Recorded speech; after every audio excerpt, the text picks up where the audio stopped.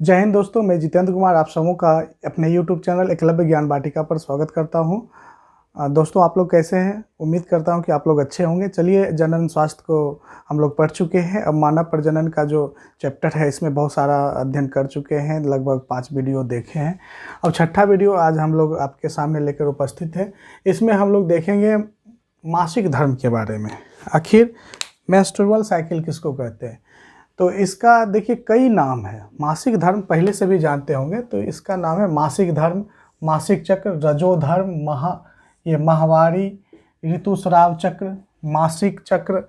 तो इस तरह से देखते हैं, इसका कई नाम है। मासिक धर्म पहला नंबर देखिए क्या नाम है, मासिक धर्म। दूसरा मासिक चक्र, तीसरा रजोधर्म, चौथा माहवारी, चौथा ऋतुस्राव चक्र और पांचवा मासिक चक्र। इंग्लिश में इसको कहते हैं मेंस्ट्रुअल साइकिल, जिसमें एम यहाँ से लिए और सी यहाँ से लिए, दोनों को मिला दिए तो हो गए एमसी। एमसी की परिभाषा लिखें। जो गांव में देखिएगा अशिक्षित महिला है, जिसको कुछ नहीं मालूम है, वो भी माहवारी कहेगी या फिर महीना कहती है कि महीना हो रहा है, चाहे उसको महीना बंद हो गया या महीना में कोई तरह का कोई दिक्कत है। इस तरह से ये शब्द इस्तेमाल होता है।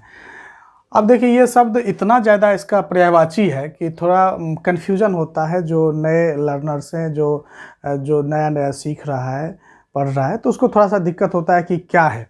लेकिन अभी हम आपको बता रहे हैं कि ये सब का मतलब एक ही है। देखिए, यहाँ पे धर्म को देखकर जब हम क्लास में अक्सर पढ़ाते हैं, तो जब लिखते हैं कि मासिक धर्म, तो बच्चों के मन में अनायास ये सवाल उठता है कि ये कौन सा धर्म हो गया। हम लोग तो अभी तक पढ़े थे हिंदू धर्म, मुस्लिम, इस्लाम धर्म, जैन धर्म, बौद्ध धर्म, ईसाई धर्म, सिख धर्म, तो ये सब धर्म पढ़े थे। ये कौन सा धर्म हो गया, है ना? तो देखिए, ये नाम में थोड़ा सा कन्फ्यूजन। ये कोई धर्म नहीं है बल्कि नाम है, और ये महिलाओं के शरीर में, मादा के शरीर में होने वाली एक जनन की घटना है, ठीक ना? तो इसी को चक्र भी कहते हैं, मासिक चक्र या मासिक धर्म। रजोधर्म, देखिए रज का मतलब ही होता है खून। रज यहाँ पे हम लिखते हैं रज का मतलब क्या होता है, ब्लड। तो रजोधर्म उसी से बना है। माहवारी, चूँकि माह में एक बार होता है। ऋतुस्राव चक्र, इसी का दूसरा नाम है मासिक चक्र। तो ये सब नाम से कंफ्यूज नहीं होना कि आखिर क्या है। आई होप आप समझ चुके होंगे कि सारा नाम एक ही है, सारा नाम का मतलब एक ही होता है। इसको शॉर्टकट में हम लोग एमसी कहते हैं। एमसी, एम मतलब मेंस्ट्रुअल, सी मतलब साइकिल, एमसी। तो आप देखिए, इसकी परिभाषा को लिखना है, आखिर ये क्या होता है। चलिए, इसकी परिभाषा को समझने के लिए सबसे पहले एक डायग्राम के द्वारा समझते हैं कि आखिर महिलाओं का शरीर कैसा होता है। देखिए, ये जो संरचना हम यहाँ पे ड्रॉ किए हैं, इसको कहते हैं गर्भाशय। इसको क्या कहते हैं? गर्भाशय। और अंग्रेजी में इसको कहते हैं यूटेरस। यूटेरस। यहाँ पे ये जो है, इसका नाम है ओवरी। इसका क्या नाम है? ओवरी या अंडाशय, इसको हिंदी में कहते हैं अंडाशय। ये है, इसका नाम है वेजाइना, जिसको हिंदी में योनि कहते हैं और इंग्लिश में वेजाइना कहते हैं। अब ये जो है, इसका नाम है फैलोपियन ट्यूब। फैलोपियन नलिका, जिसको इंग्लिश में फैलोपियन ट्यूब कहते हैं। अब देखिए, होता क्या है, पहले इसकी परिभाषा को देखें जो हमने यहाँ पे नोट किया है। तो यह एक प्रकार का जनन चक्र है, रिप्रोडक्टिव साइकिल है। ये क्या है कि मासिक चक्र क्या है, रिप्रोडक्टिव साइकिल है, जो हर एक फीमेल में होता है।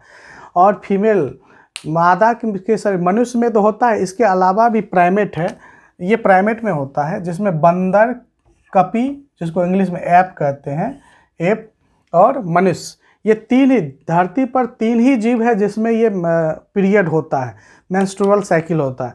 कभी आप गाय, भैंस, बकरी को देखें मेंस्ट्रुअल साइकिल होते हुए? नहीं देखेंगे। उसमें मेंस्ट्रुअल साइकिल नहीं होता है, उसमें ईस्ट्रस साइकिल होता है, ठीक ना? उसका अध्ययन हम लोग अलग से करेंगे। तो ये मेंस्ट्रुअल साइकिल जो है, दुनिया में तीन ही जीव में होगा, बंदर, कपी, मनुष्य, जिसको इंग्लिश में कहेंगे मंकी, एप और ह्यूमन। तीन ही जीव में होगा, तीनों जीव के फीमेल में होगा, मेल में नहीं होगा, इसके नर में नहीं होगा। नर में क्या होता है, नर में तो स्पर्म बाहर निकलता है ना। और फीमेल में क्या होगा कि एमसी होगा, पीरियड होगा, मेंस्ट्रुअल साइकिल होगा। ये प्राइमेट में होता है। प्राइमेट का ये लक्षण है कि इसमें मादा में एमसी होता है। अब इसमें होता कि ये एक जनन साइकिल है। इसमें क्या होता है कि अंडाशय में अंडाणु परिपक्व होता है। अंडाणु मतलब ओवम, OVUM, ओवम। अब देखिए यहाँ पे हम बनाए हैं अंडाशय। इस अंडाशय में क्या होता है कि अंडाणु, छोटा छोटा अंडाणु होता है, छोटा छोटा ओवम होता है। ये ओवम परिपक्व होता है और परिपक्व होने के बाद ये अंडाशय से फट के इस फैलोपियन ट्यूब में आता है। अब मान लीजिए कि यहाँ पे अंडाणु आ गया। अब ये अंडाणु इंतजार करते रहती है कि हमें शुक्राणु मिले, हमें स्पर्म मिले। अंडाणु इंतजार करती है। अब इसी समय, जिस समय अंडाणु परिपक्व होकर इसमें यहाँ फैलोपियन ट्यूब में आया, इसी समय मान लिए कि कोई पुरुष, कोई नर क्या किया, इस यहाँ पे शारीरिक संबंध बनाया। ठीक है, शारीरिक संबंध बनाया तो क्या हुआ, इस वेजाइना के अंदर वो अपना स्पर्म को डाल दिया। जब संबंध बनेगा तो क्या होगा, तो मेल में, लड़का में क्या होगा कि स्पर्म बाहर निकलेगा पेनिस के द्वारा। तो पेनिस से स्पर्म बाहर निकला, यहाँ पे डाल दिया। अब ये स्पर्म क्या होगा, ये चलेगा। स्पर्म क्या होगा, तैरते हुए कहाँ पे आया, अंडाणु के पास, खोजते खोजते पहुँच गया। अब यहाँ पे अंडाणु के पास स्पर्म पहुँच गया। अब यहाँ पे दोनों का मिलन होगा, दोनों आपस में मिलेगा, जिसको निषेचन कहते हैं। ठीक है, तो ये अंडाणु जो बाहर निकला, तो ये अंडाणु क्या एक दिन में परिपक्व होता है? नहीं, ये अंडाणु का साइकिल है। कितने दिन में होगा, तो ये 28 से 29 दिन में ये साइकिल दोहराता है। तो ये अंडाणु के परिपक्व होने की अवस्था है। ठीक है, और इसी अवस्था को क्या कहते हैं, मासिक चक्र कहते हैं, ऋतुस्राव चक्र कहते हैं, माहवारी कहते हैं, और आम बोलचाल की भाषा में महीना कहते हैं। ठीक है, अब मान लीजिए कि अंडाणु बाहर निकला, दोनों तरफ होता है एक एक, एक होता है बायां साइड, जैसे एक बायां साइड होता है लेडीज में, एक होता है दायां साइड, तो दोनों साइड होता है। अगर एक साइड, एक मान लीजिए कि इस महीना बायां साइड से अंडाणु परिपक्व हुआ, तो अगले महीना दायां साइड से होगा, फिर अगले महीना बायां साइड, फिर उसके अगले महीना दायां साइड। तो ये बायां दायां चूँकि अल्टरनेट होता है, इसलिए इसको चक्र कहते हैं, साइकिल। मतलब एक, जैसे हम लोग साइकिल चलाते हैं, साइकिल चलाते हैं तो कैसे साइकिल चलाते हैं, एक पैडल नीचे तो एक पैडल ऊपर, फिर वो ऊपर वाला नीचे आता है, नीचे वाला ऊपर जाता है, फिर ये क्या होता है, फिर ऊपर जाए, वो नीचे आएगा, फिर ऊपर जाएगा। तो ये अप डाउन होता है। उसी ढंग से इसमें क्या है कि फीमेल में कि एक महीना में बायां साइड में अंडाणु परिपक्व होकर बाहर निकलेगा, तो दूसरा महीना में दायां साइड वाला जो अंडाशय है उससे बाहर निकलेगा, फिर उसके बाद बायां साइड से, फिर दायां साइड से दायां, फिर बायां दायां दायां बायां, ऐसे होते रहता है, अल्टरनेट चलता है। तो अब देखिए कि यहाँ पे हम बताएं कि जब अंडाणु परिपक्व होकर बाहर निकला, उस समय अगर स्पर्म मिल गया तब तो निषेचन हो गया। लेकिन कोई ज़रूरी तो नहीं है कि हमेशा स्पर्म मिल ही जाए, हमेशा स्पर्म तो मिलता नहीं है।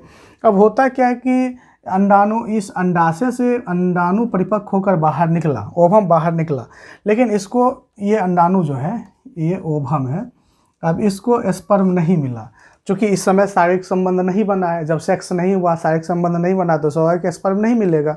स्पर्म नहीं मिला, तो अब ये अंडाणु क्या है, ये मर जाती है। अंडाणु फिर क्या होती है, मरती है। अंडाणु जिंदा नहीं रहेगी, ये मर के फिर क्या होगा, ये बाहर निकलेगा, वेजाइना के द्वारा योनि मार्ग से बाहर निकलेगा। और चूंकि मर गया है तो खून, मरा हुआ खून जैसा निकलता है, जिसको ब्लीडिंग भी कहते हैं या मेंस्ट्रुअल फ्लो कहते हैं। जिसको ब्लीडिंग कहेंगे या मेंस्ट्रुअल फ्लो कहेंगे, तो लड़कियों में खास करके यह 3 से 6 दिनों तक होता है। ये एवरेज आंकड़ा है, किसी किसी में 2 ही दिन होगा, किसी लड़की में 3 दिन होगा, किसी में 5 दिन भी होता है, लेकिन औसत अगर देखें तो 3 से 6 दिन तक होता है, ब्लीडिंग होता है। तो ब्लीडिंग होने का मतलब है कि इसमें जो अंडाणु था और जो माँ बनने के लायक अंडाणु हो चुका था, जो परिपक्व था, उसको स्पर्म नहीं मिला, जिसके कारण वो मर गया है। और इसके अंदर जो ये अतिरिक्त ब्लड था, गर्भाशय का जो भीतरी दीवार था, वो भी बहुत सारा टूट टूट कर बाहर निकला है। ठीक है, तो ये ब्लीडिंग चलता है 3 से 6 दिनों तक। और ये किस किस जीव में होगा, ये बंदर में भी होगा, ये ऐप में भी होगा, और मनुष्य में। धरती पर 3 ही जीव है जिसमें मेंस्ट्रुअल साइकिल होगा। ठीक है, आई होप आप ये मेंस्ट्रुअल साइकिल को समझ चुके होंगे। और इसका डिटेल जो है मेंस्ट्रुअल साइकिल कैसे होता है, कैसे चक्र चलता है, 1 से लेकर 28 दिन तक, 29 दिन तक कैसे कैसे साइकिल चलता है, कौन सा हार्मोन कब पीक लेवल पर रहता है, कब शारीरिक संबंध बनाना चाहिए, कब नहीं बनाना चाहिए, कब शारीरिक संबंध बनाने से बच्चा ठहर सकता है, इस सब के बारे में डिटेल से हम लोग जब पीरियड के बारे में डिटेल से पढ़ेंगे उस समय इसका पूरा डायग्राम बना बना के, चित्र बना बना के समझेंगे। अभी चूंकि इंट्रोडक्शन हम लोग देख रहे हैं कि चूंकि एक एक टर्म को समझ रहे हैं ताकि आगे समझने में दिक्कत नहीं हो, इसलिए सिर्फ इसकी परिभाषा को समझेंगे। ठीक है, आई होप समझ चुके होंगे। अगर आपको अच्छा लगे तो वीडियो लाइक ज़रूर कीजिएगा और चैनल को सब्सक्राइब कर लीजिएगा। आप इसका स्क्रीनशॉट लेकर नोट कर लें। ठीक है, थैंक यू।